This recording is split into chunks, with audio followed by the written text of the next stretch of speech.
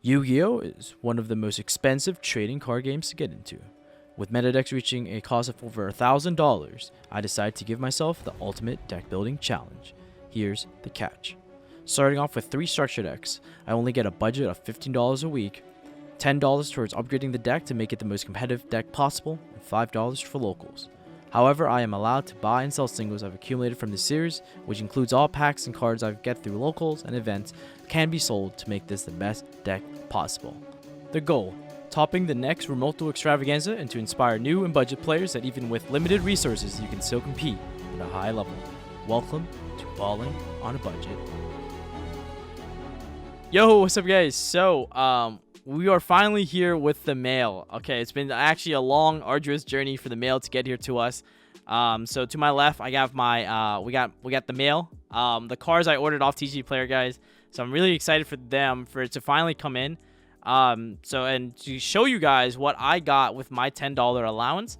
If you guys are following the series, right? Let me know what you spent your $10 on to upgrade your Shaddoll deck. On another note, of course, if you guys watched the first episode, spoilers, we topped. And we got 4 OTS, 14 packs out of that. So, a lot of people that I know sell OTS packs. Like, when they win tournaments with OTS packs, they usually sell the OTS packs for, like, $4, $5, depending on how, like, sought after the OTS packs are, right? And so, OTS 14 has some of, like, really, like, dope ultis, such as Nibiru. It has... what else does it has? It has the Toon World for collectors. So it's really, really exciting, like OTS pack. But I decided that it would be a lot more fun if I just crack them up and see what happens, and see what I get and what I pull from them, right? So yeah, so Super Paul is definitely in here as well. It's a card that I would love to pull. But we're gonna start off with this and we're gonna crack them open. If I somehow pull an ulti, guys, I decided that I'm not gonna sell it because it will make the series way too easy. Because if I were to like open an ulti nib, sell it to like fund the series, then like it would just be way too easy. So I'll pretend like I never opened it, or I'll just put it in as a like I'll just put it into the deck. But we're gonna open the first pack and we'll see what we get. Oh my god! So Icarus attack, not too shabby. Phantom Knight of Cloak, and then Raid Raptor Fortress. So nothing that would be good for us to use for, I guess, for our Shaddoll deck. So let's see what the next pack holds for us, right? So we got another Icarus attack, a Weeping Idol, and then we got a red layer. Might be nice if we're playing Infernobles, but really good reprint. All right, guys. Let's see what's in here. Oh my goodness. We got Shade Brigandine, a decent trap card for sure. It's just free level 4 body. Another red layer, another Icarus attack. So nothing too bad, guys. These cards are definitely worth some value. So like you can definitely sell these to like help fund whatever you're playing. So Cattle Call, Icarus attack, and then a UA signing deal. Pretty cool. So okay, guys. Nothing insane out of these packs. No ultimate rare, which is fine. You know, like this is like the realistic experience for like most of the new players entering the game, that, you know, you're not always gonna pull like $100 card like Nibiru. You're not always gonna pull like, you know, ulti like Super Polys. You're not always gonna pull the ulti and be able to sell it to like make your deck better, right? So you know, this is kind of like the harsh reality of things, and so we have to make do with what we can, right? So, you know, still really happy that we topped. Got some dope cards. I'll put this in our, like, you know, we're gonna put these up on TCG Player, and I'll explain how that works, about how like I structured the series to like be able to like sell cards to like fund the series, because like realistically that's what players would do, right? Like if they open cards they don't need, they'll just sell them to like buy cards that they can use to make their deck better. So we're gonna put these away. So not too bad, and we're gonna open the mail day. So this is gonna be pretty exciting. All right, guys. This is it. So we got a bunch of stuff. So before you continue, like I said, let me know in the comment section below, what did you buy with your $10? I'll have the price of all of these cards up on the screen as I go through them. We're gonna start off with the 3 punishment. So these are about $2.25 for a set. Yeah, these are like really good cards. And when I evaluated cards that I thought would best increase the power level of my deck for at a very low cost, I think that Punishment was one of the best cards for that, right? Because your deck is a lot slower, and you need multiple turns, you need really strong cards in order to blow people out. And one of the best ways to do that is Punishment. Being able to send App Colony from your extra deck allows you to basically trigger, like, for example, any Shaddoll card in your deck, add any Shaddoll card in your deck. It's just like a very strong card. And for only $2.25, which is the equivalent of 1 sub on my Twitch, by the way, or how much I would get if you sub on Twitch, you can get 3 Punishment. So it's very, very powerful, and I highly encourage people, even if you don't have Nadir Servants, even if you don't have Ecclesias, you can still play these trap cards just by themselves because they're just that good. So for $2.25, this is what I got. And then for $1 a piece, 3 Paleo Dino Misses. So what this card adds to the deck is it allowed you to basically, like, okay, guys, by game mechanic, we can only set once a turn, all right? We can only set 1 monster a turn, only normal summon 1 monster a turn, right? Or normal summon set once a turn. You can't normal and set 2 different cards. But Dino Mist allows you to take out the Shaddoll, if you draw Shaddoll monsters in multiples, you can take the Dino Mist allows you to take that Shaddoll monster out of your hand, banish your opponent's monsters, and then allow you to get effects from your Shaddoll monsters that were in your hand that were never going to get their effects unless they were fused with. So that's why Dino Mist is really good, is because when you draw Shaddoll monsters in multiples, Dino Mist allows you to take that Shaddoll monster out of your hand and then go plus off of it. And so the discard is actually not as costly, and you don't go -1, you actually go even in trade, which is really important. These 3 Dino Mists cost me $3 for the playset. And the other important thing to know about Dino Mist is, if you're a new player, I want to explain this interaction about why you can get Shaddoll effects under Dino Mist, but you don't get Shaddoll effects if you were to activate Twin Twisters, which came in the structure deck. The main reason is because Shaddoll monsters say that if they're sent to the graveyard by a card effect, when you activate cards like Twin Twister, you're sending Shaddoll cards to the graveyard for a card's cost or a card's activation requirement, which is very different than Dino Mist, because Dino Mist, the activation requirement of Dino Mist is to target a face-up card on the field, and that's it. So, and when that is, when you successfully target and this card does not get negated, you then discard a card, which means that you're discarding a card for like an effect. So like which allows you to trigger Shaddoll monsters. And it's why like cards like Dino Mist trigger Shaddoll monsters, but not cards like Twin Twister pitch Shaddoll cards for cost. So I really wanted to explain that, just so that you guys, if you are picking up this deck, it's something you understand. It's ruling 6 you understand, just so that when you play the deck, you play it as optimally and correctly as possible. Next, we play where I got 3 Torrential Tribute. So, I got a playset of Torrential Tribute for $2. You're probably wondering, why did I get from multiple sets? It's because I tried to like basically do a card thing on TCG Player where they kind of like get the cheapest cards possible if you do it on the card, and this is what they got for me. At the end of the day, they all do the same thing. I don't really care. I was just trying to get the cheapest cards possible. But what does Torrential Tribute do for the deck? This card, for a cost of only $2 for a playset, increases the power ceiling of your deck. Okay, if you think about it in like terms of like Dragon Ball Z, right? You put on the Scouter and you check the deck with just $30 for the 3 structure decks. The power level is around like 1,000. Like it's like, let's say 1,000. When you add 3 Torrential Tribute, your power level goes up by like 3,000, like 1,000 per card. And the main reason is because Torrential is a very powerful card, because when you blow up everything on the field, you trigger your own Shaddoll monsters effects, which is like really, really big. And not only that, it's a card that helps you equalize the playing field. And for a deck that's much slower like Shaddoll, Torrential being able to equalize that playing field makes it a very, very powerful card. And so that's why I put Torrentials in the deck. Be able to like just basically destroy all your opponent's monsters and destroy your own monster. And at the end of the day, your monsters float. And so it has an advantage. And that's why Torrential is like very, very powerful. So 3 Torrential Tribute for a playset for $3 or $2. You know, can't really complain. And then we have a Dweller from Dude or Dual Devastator. This card costs 75 cents. I put Dweller in here because I figured it would be a very powerful card to kind of like do some Shaddoll combos with. I think that Dweller in the extra deck is very powerful, and there's gonna be some situations where it might come up and where it might be really powerful just to like make Dweller. Even going first, you can actually do a sequence where you can make the Dweller, and it's it's a very good staple. So if you buy it once, you should never have to buy it again. So I figured it'll be a really good pickup, and yep, I picked up the Dweller.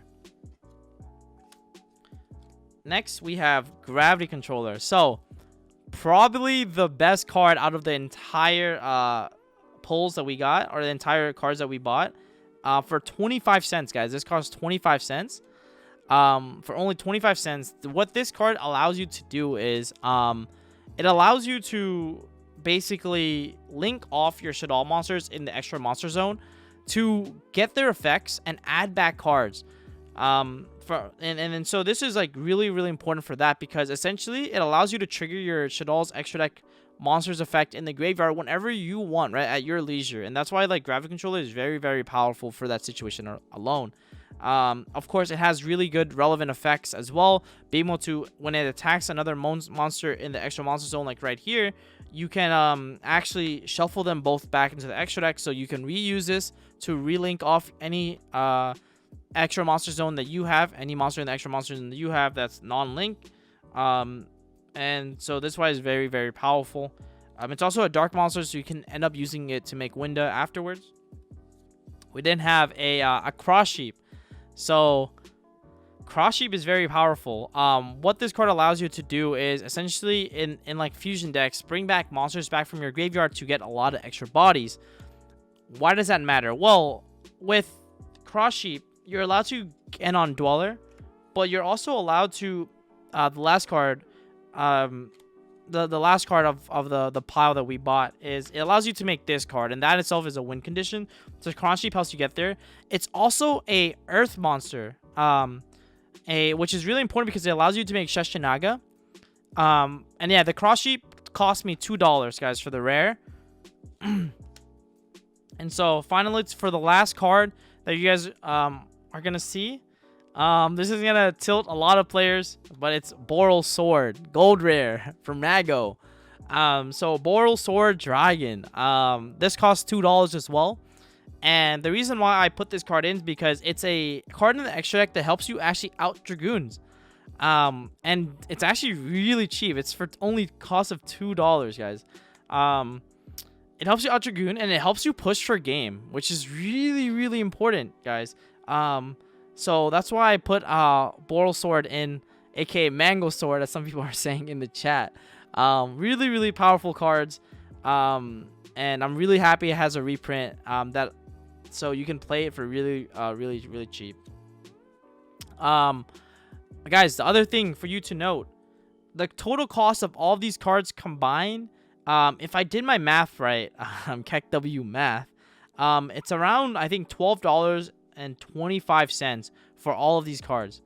$12.25, guys. So we went $2.25 over budget, but that was funded by selling one of the common allures from the structure deck.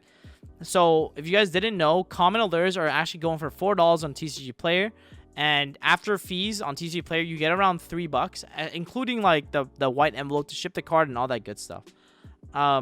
So I also wanted to go into that segment of this video where I kind of talk about how TCG Player is a really good site for you to go and buy singles you need at really good prices. If you know, especially if the card has gotten multiple reprints, but it's also a really good way for you to sell cards and make money, right? And that's really important because if you're on a budget and you have extra cards lying around you don't need, sell those cards so that you can buy other cards to upgrade your deck. And when you start winning with the deck more and more, you can get more OTS packs.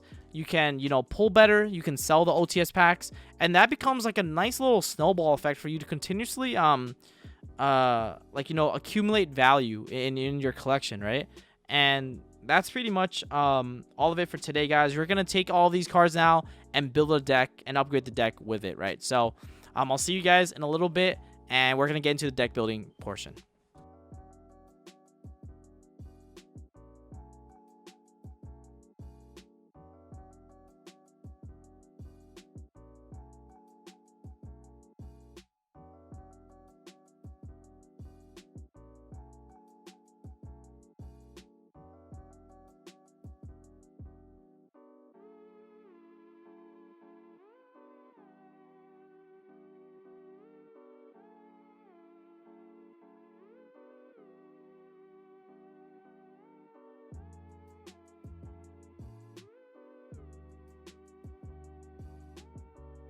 Alright guys, so I hope you guys enjoyed that little fast forwarding snippet. We're now gonna jump into the actual deck profile. So I'll start off with the traps. So we'll play one Shaddoll Core.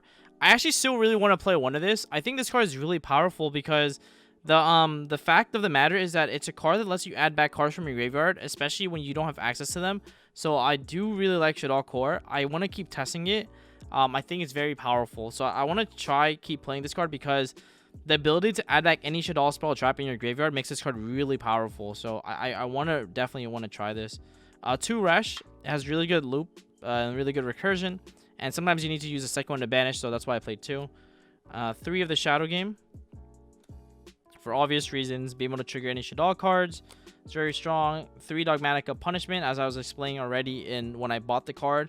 3 Torrential Tribute, because it's a really nice way to equalize the playing field for you and trigger your monster effects. And then 3 Dino Mist. So that's essentially what I decided to play for the trap cards. And then for the spell cards, gonna be a little controversial, guys, but bear with me, right? So 2 Shaddoll Fusion, 3 L, and then 3 Super Poly in the main deck. So I cut down Super Poly so that I can make my deck 40 cards.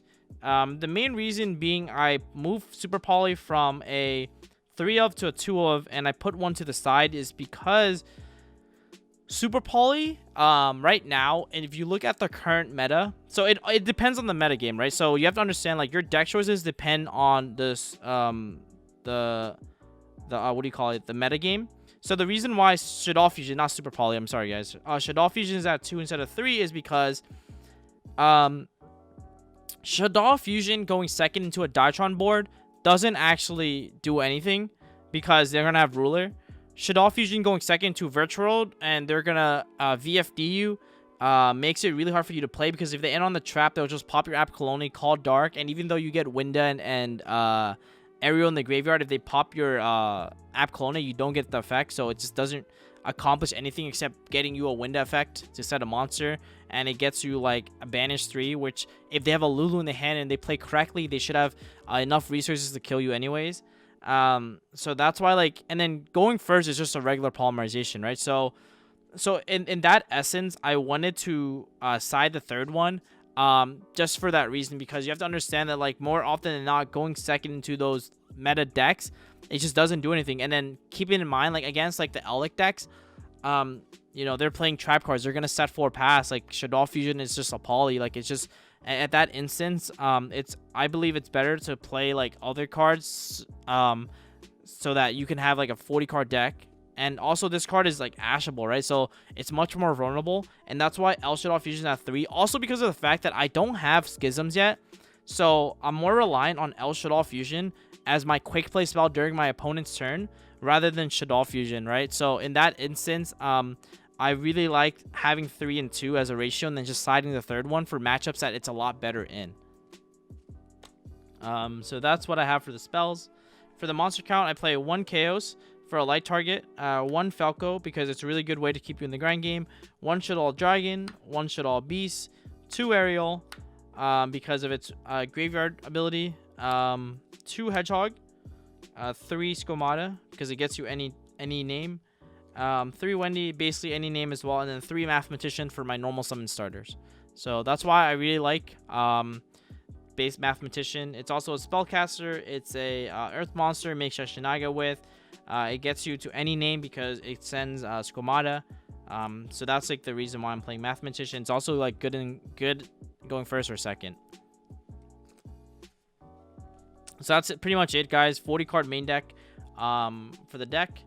And then for the side, I side 2 Curry Bennett and the Shaddoll Fusion. Like I said, for going first, I want to put in the Curry Bennett because it's a lot more powerful. So that's why I'm siding the Curry Bennett, but it's a lot weaker going second. It loses to everything under this, like, you know, it loses to like basically getting Conquistador. It doesn't do anything into combo decks, right, going second. So I rather just have Mathematician because at least it eats up on the gate. I crash into it, it draws me a card. So, and then of course, like I said, the third Shaddoll Fusion. I play 3 Twin Twister, 3 Lava Golem, 3 Unending Nightmare, and then 3 Lost Wind. So pretty much the same side deck cards. Didn't really get to spend any money on upgrading the side deck, but I still think the side deck here is like very, very powerful still. to like play with. And then for the extra deck, we have one Gravity Controller, the new edition, one Cross Sheep, the one Shaddoll Construct, the Link, and then of course like the Boral Sword, right? So this is like another win condition for us, another way to out Dragoon if we don't hard draw the Super Poly. Like, it's just a very powerful card, and it's another win condition to like help push for a game. The one Dweller that I mentioned, Shashinaga, 3 App Colone, 3 Construct, 3 Window, right? So it's just taking out the wind ones, the water ones that, even though they're decent Super Poly targets, it's better, definitely better to have these cards instead. So that's pretty much it, guys, for the extra deck, and we're gonna jump into some remote tools and see how we do. So I'll see you guys there. So I'm going to be playing against Ditrons. I decided to only feature one out of the 4 matches that I'll be playing in today. If you guys want to see the rest of the matches, you guys can check out my Twitch at twitch.tv/pack_official_TCG, where you can see the rest of the VOD. I'll have that linked in the description box below. But right now, my opponent goes first and wins the RPS with Ditrons. He activates Fafnir, gets Nova, summons Alpha, and then just pass, so he didn't open too well. I set 2, set 3, and then set 4, and then pass. And I'm just going to see what my opponent's going to do. He activates another Nova, and it's very clear that he opened up multiple Novas. I think he probably has a bunch of Avas and Oranges in his hand. So on summon, I automatically Super Poly it. Chain 1 Construct, chain 2 Hedgehog. He was like kind of hesitating here, and then I sent Aerial to banish all the names in his graveyard. He activates Call By, and I chain Reshadal to dodge the Call By, ultimately letting Aerial banish all the names in his graveyard and not letting him play the game. I attack with everything, activate L in battle phase, and then it's pretty much going to be match number 1 is going to be taken in my favor. We're going to go right into match number 2. It was very quick round 1, I guess. Just because like he didn't open up too well and I had all the answers. I banished his resources, and then my grind game is just better, to be honest, just because like a lot of his Ditron's names were getting banished and he didn't really have a way to play. But now he's gonna go first, and then hopefully he opens a little bit better this time around. We're gonna see that he elects to go first, and he's gonna open up pretty much full combo, but you know, I have no hand traps, so just trap cards. I just have to like kind of wait and see how he combos it off. I mean, there's not really much to say. He makes Carrier, goes for the standard line, equip Dawn Knight, Meteonis, summon back Ben 10, Dawn Knight effect, sends a Gamma, and then he's probably going to go Gamma effect. But he's going to activate Fafnir first to get Nova, Nova summon Delta, and then at this point in time, he's going to tribute the Ben 10 for Gamma, Ben 10 effect, add another Ben 10, then tribute the Ben 10 again with Delta, draw a card off Meteonis and Delta, add Ruler. He's going to tribute summon, make Ultimate this Ruler, and that's going to be really, really hard to beat.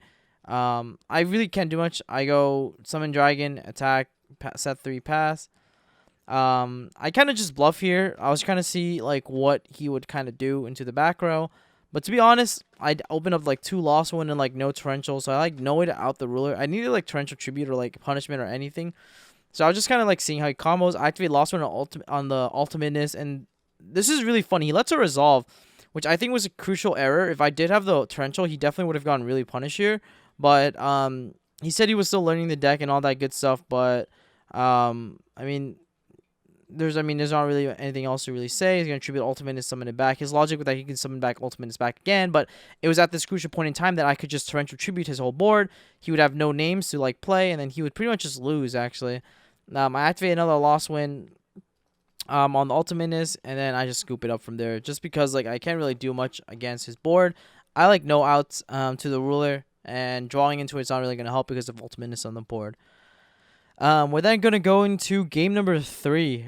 So game number 3, I'm going to try to go first now and disrupt his plays. Winda is very powerful against the Ditron deck, so I have to like hopefully open up to a fusion spell. But yeah, I'm just going to side.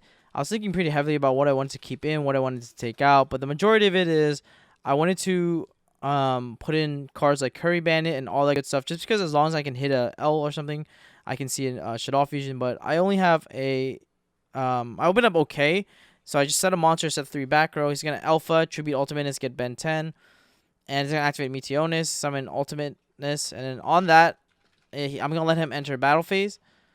what I'm gonna do first is activate Dynamis, and I have a feeling he's gonna negate it, right? He definitely is. And then I can then activate Super Poly because I wanted to waste a fairy. Now I can go Chain Link 1 Construct, Chain Link 2 Oskumai. You can see Super Poly coming in super clutch here. And I'm gonna be pretty much sending Ariel, and I'm gonna be sending Wendy. And I go Chain Link 1 Ariel, Chain Link 2 Wendy. I'm gonna banish his Meteonis, his Ritual Monster, and his name, so that he has no way to like recover and play. I flip up Hedgehog and use Hedgehog effect to add. He's gonna double orange me, and I'm gonna attack for 28. I'm gonna set a card, and he's gonna draw. Activate Nova. Nova's gonna summon a Alpha, but he has no Meteonis anymore because I banished it. And then I punishment his monster on summon. Send Ariel. Ariel banishes monster. Activate Dynamis. I didn't draw a monster, so I attack for 4,000. Send another card, then pass. And then he shows me that he has prep and Ben 10 and concedes. Yo, oh my god, guys. We did it. We did it, guys. We didn't just top locals today. We won locals. So you guys saw from the replays. We won. We went 4-0 with 42 card. $42 deck, man. I don't know how we did it, but we did it. So I'm really happy. And today's prize support, we got 8 OTS packs, one OTS pack for entry as well. So we got 9 OTS 14. We also got a playmat. Today was apparently a special locals, and they also like is throwing in a playmat for the first place finisher. And yeah, guys, I'm really happy with how the deck is performing. I think this deck is really dope to play with. It's just like super fun. And yeah, it was just like really cool. I hope you guys got to enjoy some of like the technical play with this deck. It's just really nice to see that like even though you don't have expensive cards, you can still do well, right? Like even though you're a local scene, right? Like I'm not saying this is like a YCS, it's not a regional by any means of the imagination, but even doing well at locals with like not like the most craziest deck and being able to like stack OTS packs, use that to like fund other cards and all that good stuff, really makes a big difference, especially when you're playing on a budget. So I hope this inspired you guys, and if you are following the series, let me know how you did at your locals with your week 2 deck. I'm gonna be taking this deck to the extravaganzas, guys, so I'll let you guys know how this deck performed as well. And yeah, guys, that'll be for week number 3, so wish me luck, and I'll see you guys in the next one. Peace.